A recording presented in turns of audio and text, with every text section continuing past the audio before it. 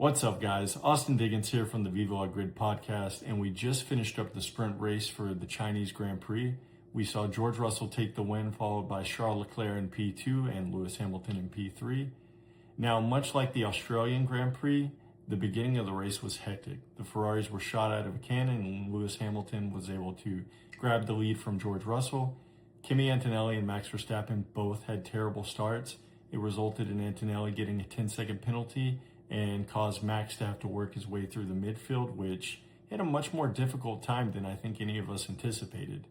Now, the beginning saw Lewis Hamilton and George Russell fighting for first, and both were yo-yoing back and forth, overtaking each other. Ultimately, George Russell was able to grab the lead, and it looked like he was going to sail off into the sunset until Nico Hülkenberg ended up triggering a safety car. Some teams ended up pitting while others didn't. This worked out for teams like Racing Bulls and Haas, so Liam Lawson and Ollie Behrman were able to be the beneficiaries, but Red Bull decided to pit, and it ended up biting Max Verstappen and Isaac Hayajur, and so Verstappen was not able to get into the points. My big takeaways so far from the sprint race were that Ferrari are much closer to Mercedes in race trim than any of us could have anticipated, especially when we saw what happened in the sprint quali, where it looked like Mercedes were about half a second to a second faster than the second best team.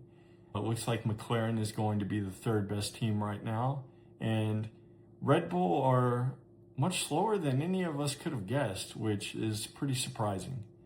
So like, comment, subscribe, and let's see what happens the rest of the weekend in China.